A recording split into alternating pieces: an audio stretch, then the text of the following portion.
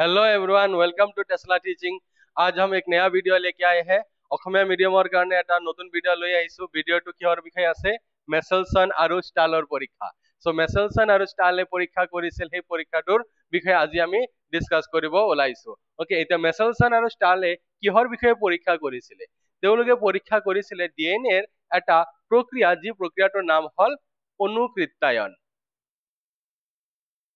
অনুকৃত্যায়ন বা যাক আমি কি বুলি কওঁ, প্ৰতিলিপিকৰণ বুলিও কওঁ। প্ৰতিলিপিকৰণ। অনুকৃত্যায়ন বা ডিএনএৰ অনুকৃত্যায়ন বা ডিএনএৰ প্ৰতিলিপিকৰণ, যিটো প্ৰক্ৰিয়াৰ দ্বাৰা কি হয় যে এটা ডিএনএৰ পৰা আৰু নতুনকৈ কি হয়, দুটা ডিএনএৰ সৃষ্টি হয়। ডিএনএৰ এটা ডিএনএৰ পৰা নতুনকৈ দুটা ডিএনএৰ সৃষ্টি হয়। এই প্ৰক্ৰিয়াটোক আমি কি বুলি কওঁ? অনুকৃত্যায়ন বা প্ৰতিলিপিকৰণ বুলি কওঁ। এতিয়া এই ইয়াৰ ক্ষেত্ৰত কেইটামান ধৰ্ম আছে। কি এটা ধৰ্ম? যে ডিএনএৰ অনুকৃত্যায়ন বা প্ৰতিলিপিকৰণৰ এটা ধৰ্ম কি, যে ডিএনএ প্ৰতিলিপিকৰণ বা অনুকৃত্যায়নটো কি হয়, এইটো অৰ্ধ ৰক্ষণশীল হয়। অৰ্ধ ৰক্ষণশীল। ওকে, অৰ্ধ ৰক্ষণশীল হয়। অৰ্ধ ৰক্ষণশীল মানে কি? যদি আমি চাওঁ, ধৰি লোৱা এইটো এটা ডিএনএ, এই ডিএনএটোৰ কি হৈছে? প্ৰতিলিপিকৰণ হৈছে। প্ৰতিলিপিকৰণ হৈ দুটা নতুন ডিএনএৰ কি হৈছে? সৃষ্টি হৈছে। এটা ডিএনএৰ প্ৰতিলিপিকৰণ হৈ দুটা নতুন ডিএনএৰ সৃষ্টি হৈছে। ঠিক আছে, এতিয়া এই নতুন ডিএনএৰ যি দুটা সৃষ্টি হল, ইয়াৰ ডিএনএত আমি জানো যে দুটা শৃংখল থাকে। সেই দুটা শৃংখলৰ যদি চোৱা, দুটা শৃংখল, এটা শৃংখল পিতৃ ডিএনএ, মানে এইটো হল পিতৃ ডিএনএ। ওকে, পিতৃ ডিএনএৰ পৰা ডাইৰেক্টলি আহে, আৰু এটা ডিএনএৰ এটা শৃংখল কি হয়? নতুনকৈ সৃষ্টি হয়। আৰু ইয়াকে কি বুলি কোৱা হয়? ডিএনএৰ অৰ্ধ ৰক্ষণশীল বুলি কোৱা হয়। আৰু এই কথাষাৰ প্ৰমাণ কৰিছিল কোনে? মেচেলছন আৰু ষ্টালে তেওঁলোকৰ পৰীক্ষাৰ দ্বাৰা। মেচেলছন আৰু ষ্টালে যিটো পৰীক্ষা কৰিছিল, পৰীক্ষা কৰাৰ মেইন উদ্দেশ্য আছিলে এইটোৱে যে ডিএনএৰ অনুকৃত্যায়ন বা প্ৰতিলিপিকৰণটো কি হয়?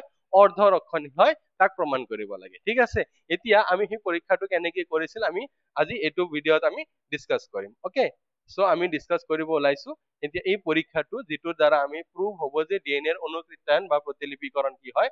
অৰ্ধ ৰক্ষণশীল হয়। এতিয়া পৰীক্ষাটো কৰিছিল কেনেকে? এতিয়া পৰীক্ষাটো কৰাৰ কাৰণে কি কৰিছিল? মেচেলছন আৰু ষ্টালে কি লৈছিল? বেক্টেৰিয়া লৈছিল। পৰীক্ষাটো কাৰ ওপৰত কৰিছিল? বেক্টেৰিয়াৰ ওপৰত কৰিছিল। আৰু বেক্টেৰিয়াটোৰ নাম কি? ই কলাই বেক্টেৰিয়া। ই কলাই বেক্টেৰিয়াটো লৈছিল। ওকে, আৰু কি লৈছিল ইয়াতে? নাইট্ৰজেনৰ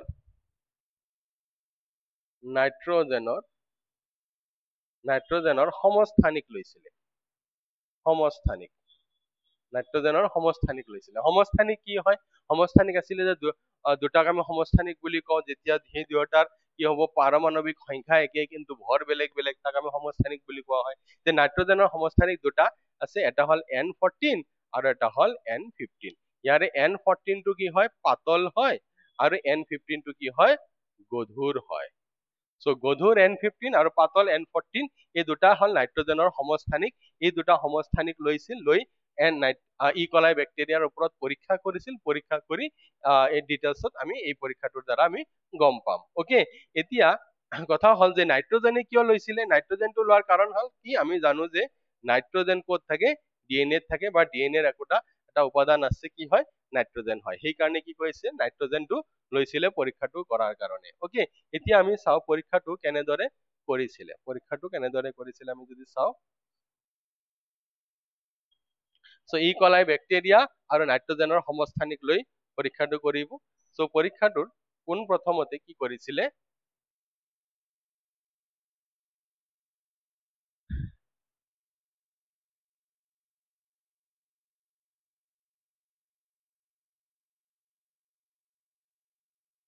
এনেকুৱা এটা বিকাৰ লৈছে। বিকাৰ লৈ ইয়াতে কি কৰিছে? বেক্টেৰিয়া, কি বেক্টেৰিয়া? ই কলাই বেক্টেৰিয়াক বৃদ্ধি হ'ব দিছে। এইটো হ'ল কি আমাৰ? ই কলাই বেক্টেৰিয়া। ই কলাই বেক্টেৰিয়া কি হ'ব দিছে? বৃদ্ধি হ'ব দিছে এটা তৰল মাধ্যমত, আৰু মাধ্যমটোত কি আছে? N15 আছে, যাক আমি কি বুলি ক'ম? N15 মাধ্যম বুলি ক'ম। N15 মাধ্যমত ইয়াতে কি কৰিছিলে একচুৱেলি জুলীয়া পদাৰ্থ এটা বনাইছিলে, জুলীয়া পদাৰ্থ কিহৰ দ্বাৰা বনাইছিলে, এমনিয়াম ক্লৰাইডৰ দ্বাৰা, এমনিয়াম ক্লৰাইড নামৰ লৱণৰ দ্বাৰা, য'ত এমনিয়াম ক্লৰাইডত নাইট্ৰজেনটো কেনেকুৱা নাইট্ৰজেন, N15 সমস্থানিক থকা নাইট্ৰজেনটো লৈছিলে, এই এমনিয়াম ক্লৰাইডৰ লৱণৰ এটা দ্ৰৱ বনাইছিল, সেই দ্ৰৱটোত কি কৰিছিল, ই কলাই বেক্টেৰিয়াটো কি হ'ব দিছিলে, বৃদ্ধি হ'ব দিছিলে, ইয়াক বৃদ্ধি হ'ব দিছিলে, ঠিক আছে। বৃদ্ধি হ'ব দিয়াৰ পিছত তাৰ পিছত কি কৰিলে, ইয়াৰ পৰা এই বৃদ্ধি হোৱাৰ পিছত এই বেক্টেৰিয়াৰ ডিএনএ খিনি কি কৰিলে, সেপাৰেট কৰিলে, ডিএনএ খিনি কি কৰিলে, পৃথক কৰিলে, ডিএনএ খিনি পৃথক কৰিলে, টিউবত পৃথক কৰিছে, ধৰি লোৱা ডিএনএ খিনি এইখিনিত জমা হৈ আছে। পৃথকীকৰণ কেনেকৈ এটা প্ৰক্ৰিয়াৰ দ্বাৰা কৰা হয়, তাক চেন্ট্ৰিফিউগেশ্যন, ইংৰাজীত চেন্ট্ৰিফিউগেশ্যন বুলি কয়, অসমীয়াত কেন্দ্ৰ প্ৰসাৰণ বুলি কয়, কেন্দ্ৰ প্ৰসাৰণ বুলি কোৱা হয়। চেন্ট্ৰিফিউগেশ্যন এটা প্ৰক্ৰিয়া হয়, যি প্ৰক্ৰিয়াৰ দ্বাৰা আমি কোনো এটা দ্ৰৱত থকা উপাদান বিলাক আমি কি কৰিব পাৰো, পৃথক কৰিব পাৰো। তো ইয়াতে কেন্দ্ৰ প্ৰসাৰণ কৰি কি কৰিছে, বেক্টেৰিয়াৰ পৰা ডিএনএ খিনি পৃথক কৰিছে, ডিএনএ খিনি ইয়াতে জমা হৈ আছে। তাৰপিছত ডিএনএ খিনি উলিয়াই আনি দেখা পালে যে ডিএনএ ইয়াৰে এটা বেক্টেৰিয়াৰ ডিএনএত যি দুটা শৃংখল আছে, সেই দুটা শৃংখল কেনেকুৱা শৃংখল, N15 শৃংখল, দুয়োটা শৃংখলতে নাইট্ৰজেন 15 আছে, মানে দুয়োটা ডিএনএ, এই ডিএনএ যি দুটা শৃংখল আছে তাতে যিটো নাইট্ৰজেন আছে, সেই নাইট্ৰজেন কেনেকুৱা নাইট্ৰজেন, N15 নাইট্ৰজেন। কিয় N15 নাইট্ৰজেন, কাৰণ ইয়াতে মাধ্যমটোত কি দি ব্যৱহাৰ কৰিছিলে, N15 মাধ্যম ব্যৱহাৰ কৰিছিলে। যিহেতু নাইট্ৰজেন ডিএনএৰ একোটা উপাদান হয়, সেইকাৰণে এই নাইট্ৰজেনটো ডিএনএত সোমাই গৈছে, সেইকাৰণে আমি ডিএনএ যিটো নাইট্ৰজেন পাম, সেই কেনেকুৱা নাইট্ৰজেন পাম, N15 নাইট্ৰজেন। বুজি পাইছা? ওকে, এতিয়া নেক্সট আকৌ কি কৰিলে, তাৰপিছত মেচেলছন আৰু ষ্টালে কি কৰিলে, এনেকে পৰীক্ষা কৰাৰ পিছত আকৌ কি কৰিলে, ইয়াৰ পৰা এই বিকাৰৰ পৰা কি কৰিলে, এটা বেক্টেৰিয়াক ট্ৰান্সফাৰ কৰিলে, বেক্টেৰিয়াটো ট্ৰান্সফাৰ কৰি আনিলে, ইয়াতে আনি দিলে, বেক্টেৰিয়াক, ই কলাই বেক্টেৰিয়াক ইয়াতে ট্ৰান্সফাৰ কৰি আনি দিলে, আৰু ইয়াতে কি মাধ্যম ব্যৱহাৰ কৰা হৈছে, এই ইয়াতে এমনিয়াম ক্লৰাইডে লোৱা হৈছিলে, কাৰণ এমনিয়াম ক্লৰাইডৰ লৱণ লৈ ইয়াতে দ্ৰৱ বনাইছে, বাট ইয়াতে কি আছে, দ্ৰৱটোত যেটো নাইট্ৰজেন আছে, সেই নাইট্ৰজেনটো কেনেকুৱা, N14 নাইট্ৰজেন, সেইকাৰণে ইয়াক আমি কি বুলি কম, N14 মাধ্যম বুলি কম। তো N14 মাধ্যমত কি কৰিলে, ট্ৰান্সফাৰ কৰি দিলে এটা ই কলাই বেক্টেৰিয়াক, ঠিক আছে। ট্ৰান্সফাৰ কৰাৰ পিছত এতিয়া কি কৰিলে, ইয়াক বৃদ্ধি হ'ব দিলে, বৃদ্ধি হৈ প্ৰথম জনুৰ পিছত এটা জেনাৰেশন পাৰ হ'ব দিছে, প্ৰথম জনুৰ পিছত। ওকে, এতিয়া প্ৰথম জনুৰ পিছত এটা জেনাৰেশন পাৰ হতে 20 মিনিট সময় লাগে। তো 20 মিনিট পিছত কি দেখা পালে, যে ইয়াতে যেটো বিকাৰটো আছে, ইয়াতে এটা বেক্টেৰিয়াৰ পৰা এই ই কলাই বেক্টেৰিয়া, য'ত এটা বেক্টেৰিয়া আছে, এই এটা বেক্টেৰিয়াৰ পৰা কি হৈ গৈছে, দুটা ই কলাই বেক্টেৰিয়া পাই গৈছে, এটাৰ পৰা দুটা হৈছে, বৃদ্ধি হৈছে, এই মাধ্যমত বৃদ্ধি হৈছে। ওকে, সেইকাৰণে প্ৰথম জনুৰ পিছত, মানে এটাৰ পৰা দুটা হোৱাৰ পিছত, ওকে, সেইকাৰণে প্ৰথম জনুৰ পিছত লিখা হৈছে। ওকে, তাৰ পিছত কি কৰিলে, সেম ইয়াৰ পৰা সেম পদ্ধতিত কি কৰিলে, কেন্দ্ৰ প্ৰসাৰণ কৰিলে, কেন্দ্ৰ প্ৰসাৰণ কৰি ইয়াৰ ডিএনএ খিনি পৃথক কৰি আনিলে, ডিএনএ খিনি পৃথক কৰি আনিলে, ডিএনএ খিনি পৃথক কৰি আনি দেখা পালে, তো ইয়াৰ ডিএনএ টো অলপ ওপৰত এনেকুৱা ঠাইত জমা হৈ আছে। ওকে, তাৰ পিছত এই ডিএনএ টো উলিয়াই আনি দেখা পালে যে ইয়াতে দুটা বেক্টেৰিয়া, দুটা ডিএনএ, দুটা বেক্টেৰিয়া, দুটা ডিএনএ, দুটা বেক্টেৰিয়া, দুটা ডিএনএ। এতিয়া এই দুটা ডিএনএ, দুটা ডিএনএ যে দুটা দুটা শৃংখল আছে, দুটা শৃংখল পৃথক পৃথক, এটা শৃংখল N15 যুক্ত আৰু এটা N14 যুক্ত, মানে এটা শৃংখলৰ ডিএনএৰ নাইট্ৰজেন N15 যুক্ত, আনটো শৃংখলৰ ডিএনএ নাইট্ৰজেন কি N14 যুক্ত। ওকে, তো সেইকাৰণে ইয়াতে আমি যে দুটা ডিএনএ পালো, এই দুটা ডিএনএ আমি কি বুলি কম, এই দুটা ডিএনএ আমি কি বুলি কম, ইয়াক আমি দেখা পালে যে মেচেলছন আৰু ষ্টালে N15 N14 DNA, N15 N14 DNA, মানে কি হৈছে, ৰঙা যেটো মই দিছো, ৰঙাটো কি হল N15 আৰু গ্ৰীন আৰু নীলা কালাৰটো কি হয় N14। কেনেকে হল, তাৰ মানে এই ৰঙা এটা শৃংখল N15 যুক্ত ইয়াতে গুচি গল, এটা N15 যুক্ত শৃংখল ডিএনএ শৃংখল ইয়াতে গুচি গল, আৰু নতুনকৈ সৃষ্টি হল নীলাটো হল কি N14। কিয়, কাৰণ ইয়াতে যেটো মাধ্যম ব্যৱহাৰ কৰা হৈছে, মাধ্যমটো কি আছে, N14 মাধ্যম আছে, সেইকাৰণে নতুনকে যেটো সৃষ্টি হ'ব, সেই শৃংখলটো ডিএনএৰ শৃংখলত নাইট্ৰজেন কি থাকিব, N14 যুক্ত হ'ব। ওকে, ইয়াৰ পৰা এইটো প্ৰুভ হল যে এইটো এই দুটা বেক্টেৰিয়া কৰ পৰা আহিছে, ইয়াৰ পৰা আহিছে, মানে পিতৃ জনু হল, পিতৃ ডিএনএ হল এইটো। পিতৃ ডিএনএৰ পৰা পৰৱৰ্তী ডিএনএ দুটা যি কি হৈছে, পিতৃ ডিএনএৰ পৰা যেতিয়া পৰৱৰ্তী দুটা ডিএনএৰ সৃষ্টি হৈছে, এতিয়া সেই পৰৱৰ্তী দুটা ডিএনএৰ এটা শৃংখল পিতৃৰ পৰা আহিছে, ইয়াতে এটা শৃংখল পিতৃৰ পৰা আহিছে, আৰু এটা শৃংখল কি হৈছে, নতুনকৈ সৃষ্টি হৈছে, যাক আমি কি বুলি কওঁ, অৰ্ধৰক্ষণশীল। যদি আমি চাওঁ কি হৈছে, চোৱা, নতুনকে দুটা ডিএনএ যেটা হল, সেই দুটা ডিএনএ এটা শৃংখল পিতৃৰ পৰা আহিছে আৰু এটা নতুনকৈ সৃষ্টি কৰিছে, মানে এটা শৃংখল ৰক্ষা কৰিছে আৰু এটা শৃংখল নতুনকৈ সৃষ্টি হৈছে, ইয়াক আমি কি বুলি কওঁ, অৰ্ধৰক্ষণশীল বুলি কওঁ। তো ইয়াৰ দ্বাৰা প্ৰমাণ হয়। তো প্ৰমাণটো আৰু ভালদৰে কৰাৰ কাৰণে মেচেলছন আৰু ষ্টালে কি কৰিলে, এই পৰীক্ষাটোকে আকৌ কৰিলে, এনেকে আকৌ কৰি আমি প্ৰথম জনুৰ পিছত যিটো হল দেখা পালে, ইয়াক চেক কৰাৰ কাৰণে আৰু ভালদৰে চেক কৰাৰ কাৰণে দ্বিতীয় জনুৰ পিছত এটা জনু পাৰ হল, নেক্সট পিছত আৰু এটা জনু পাৰ হব দিলে, দ্বিতীয় জনুৰ পিছত কি হয় এইটো চাব দিলে, মানে এটা বেক্টেৰিয়াৰ পৰা দুটা হল, এতিয়া দুটাৰ পৰা কেইটা হব, চাৰিটা হব, দুটাৰ পৰা চাৰিটা বেক্টেৰিয়া, দুটাৰ পৰা চাৰিটা বেক্টেৰিয়া হল, দুটাৰ পৰা চাৰিটা বেক্টেৰিয়া হল।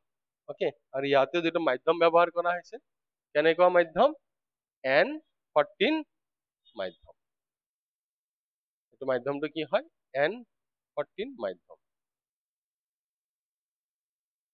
ওকে, N14 মাধ্যম, কাৰণ এই মাধ্যমতে আছে যে এটাৰ পৰা দুটা, দুটাৰ পৰা চাৰিটা বেক্টেৰিয়া হ'ব দিছে।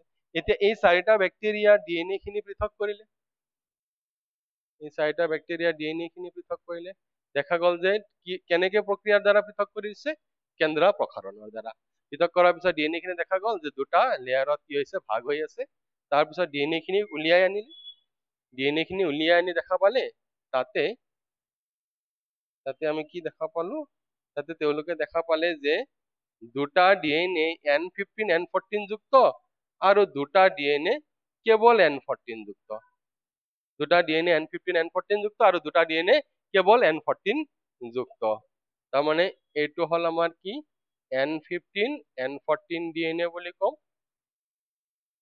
এইটোক আমি কম N15 N14 ডিএনএ বুলি কম, ঠিক আছে। আৰু এই দুটা হল কি, কেৱল N14 ডিএনএ।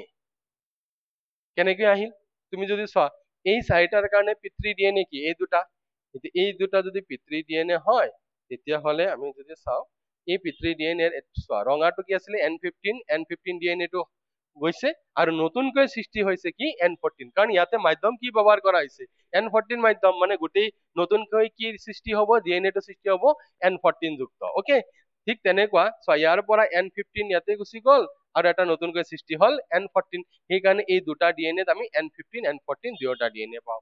বাকি দুটাৰ ক্ষেত্ৰত যদি চাওঁ, ইয়াতে চোৱা, N14 পিতৃৰ পৰা গৈছে, নতুনকৈ সৃষ্টি হৈছে N14, এইটো N14 পিতৃৰ পৰা গৈছে, নতুনকৈ সৃষ্টি হৈছে N14, যাৰ কাৰণে এই দুয়োটা ডিএনএ কি হৈছে, N14 যুক্ত ডিএনএ হৈছে। চোৱা, ইয়াৰ দ্বাৰা আমাৰ যিটো মেচেলছন আৰু ষ্টালে যিটো কব খুজিছিলে কথাষাৰ, ইয়াতে ভালদৰে প্ৰমাণ হৈ গল যে ডিএনএ যেতিয়া কি হয়, অনুকৃত্যায়ন হয়, এটা ডিএনএৰ পৰা দুটা, দুটাৰ পৰা চাৰিটা যেতিয়া সৃষ্টি হয়, তেতিয়া সদায় কি হয়, যে পিতৃ ডিএনএৰ এটা শৃংখল কি কৰে, ৰক্ষা কৰে, আৰু এটা শৃংখল নতুনকৈ সৃষ্টি হয়, মানে এটাৰ আধাখিনি ৰক্ষা কৰে আৰু আধাখিনি নতুনকৈ সৃষ্টি হয়, যাৰ কাৰণে ইয়াক আমি কি বুলি কওঁ, অৰ্ধৰক্ষণশীল।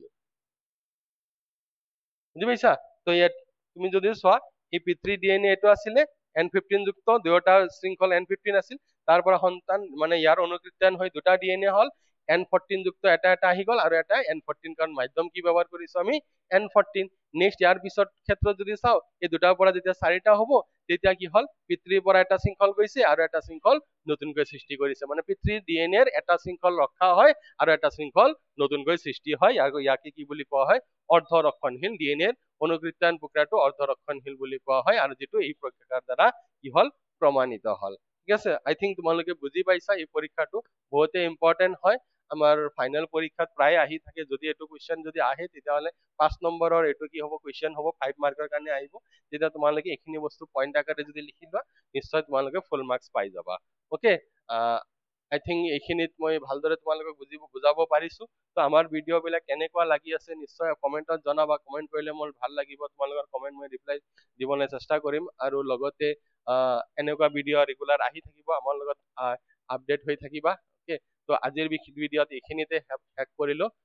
আমাৰ চেনেলটো তোমালোকে বেছিকৈ ফৰৱাৰ্ড কৰা, শ্বেয়াৰ কৰা, লাইক কৰা, কমেণ্ট কৰা। Okay, thank U.